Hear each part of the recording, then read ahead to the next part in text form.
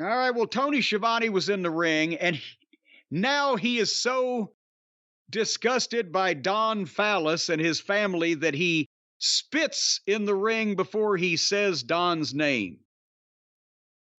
Can we please stop with, again, yes, you always have a babyface leaning announcer and a heel announcer in modern wrestling. And usually the babyface announcer is the straight one. He's the one that acknowledges people who cheat and admires people who don't. And otherwise he plays it straight. And then you have a heel announcer that obviously favors the heels because he's one of them. But you do not have a babyface announcer who constantly, when MJF was a heel, that no good prick, or spitting before you speak the guy's name. He's got to, in some way, you can be inflamed by a guy's action in the moment as an announcer. But what the fuck, right? It's just, are they trying to give Tony personality? Or what is the... That's the only thing he's ever been good at, is standing there and holding the mic and not having personality. That was his best job quality in wrestling. It wasn't as a commentator, certainly not since 1990. It was just standing there and doing that professionally. But now he's like a character. He's like Grandpa Tony. And I know he did baseball. He's been a legitimate sports announcer. in minor league baseball. Well, it's still baseball. It's not a work, is it? Or you'd know better than me. It's not a work. No. All right, then he did legitimate sports. So we ought to be able to know how to, all right. Well, but that doesn't mean he's good at it. That's what I'm doing. Well, something and being good at it are two different things. He ought to know that the announcer shouldn't be the one taking the sides to the extent of spitting at the mention of the heel's name. All right. Nevertheless, the Fallis family in the ring, Don and Hobbs and our friend Take a Shit. So Don was crowing about Hobbs beating Jericho last week in such a convincing fashion, and then Hobbs gets the chance to talk. I'm thinking, okay, now he's in the top heel group, and they're going to let him do promos.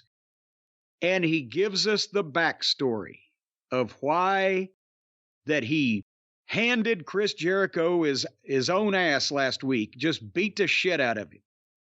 And that story is...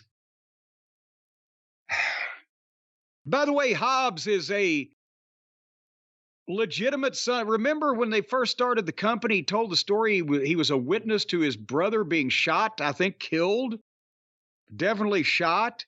He's grown up in the hood, disadvantaged upbringing. You could make the case, here's another goddamn badass like a Butch Reed or, whatever the case. How much hatred and animosity as he got built up against society over the various, incidents that have happened in his life. And this is why he's mad at Chris Jericho. On February 2nd, 1998, he had a chance to meet his hero, Chris Jericho. Now, for one thing, goddammit, if a black kid's growing up in the fucking hood in 1998, would his hero have been Chris Jericho or Snoop fucking Dogg? Well, if he's a wrestling fan, it'd be Chris Jericho, and secondly, was Chris Jericho anybody's hero in 1998? That was before he started with the WWF, when they were just using him as a flunky down in WCW. Well, nevertheless, the point is, here is his story.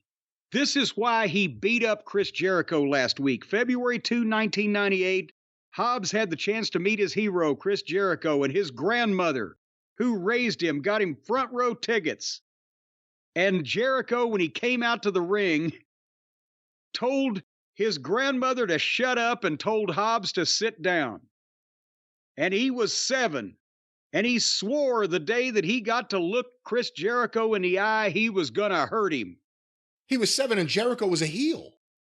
Yes, and it wasn't a meet and greet. He got the chance to meet his hero by sitting in the front row. And of course, Jericho told Granny to shut up and Hobbs to sit down. But the point is, we're overlooking another thing. They've been in the same company for 4 fucking years. They've been in the same locker room for 4 fucking years. Why didn't he hurt him 4 fucking years ago? Does that make any sense? No. That's the story they came up with? That the reason why Hobbs wanted to hurt Jericho, not to make a name for himself by destroying a legend, not to fucking show that he's capable of dominating anybody, no matter their pedigree or their experience or their reputation, not any manufactured legitimate slight that you would believe, but he cussed at my granny when I was 7, and I swore I'd get even. They're making Hobbs. Look at the fucking beast. He's a goddamn giant. They're making him like a dickless little pussy fucking grade school child. It is funny if you think about it, though. It's like a sitcom. Like this little kid, like, hey, Granny, can you take me to the wrestling? Oh, sure. I got your ringside tickets. We're going to meet your favorite wrestler. And then the wrestler comes out, they start trying to have a conversation with him sitting at ringside. Of course, the heel said, leave me alone or whatever. Why couldn't Hobbs have said, you know what? In 1998, I was 7 years old, but I loved wrestling and I wanted to meet Chris Jericho. And I couldn't afford a ticket because my family couldn't afford food. We couldn't afford rent. We were on food stamps. So I didn't even have a bicycle. I fucking mooched my way onto a bus, and then I walked through the worst neighborhood until I got to whatever arena they were at. And I hung out all night. I could hear the crowd cheering all of the things that were going on, and I wished I could be in there, but I didn't have the money. And so I waited until finally the show was over, and the wrestlers started coming out. And I saw Chris Jericho. And I went up to him and I said, please, Mr. Jericho, can I have your autograph? And Chris Jericho said, get away from me, you poor little bum. Or something. No one has the motivation of money, women, success, just arrogant. Like, no one has any motivation beyond, there was something that emotionally scarred me years ago, and I want to talk about it.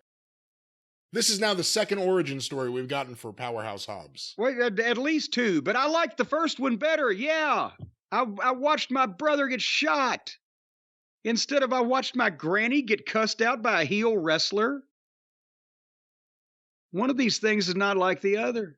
Other than that, though, I will say, if you get past what he was saying, good intensity, and I'm not a Callis fan, but Takeshita and Hobbs standing there, yeah, they look like badasses. Takeshita's great not saying anything, just standing there and smirking or whatever you want to say it is. He's been great.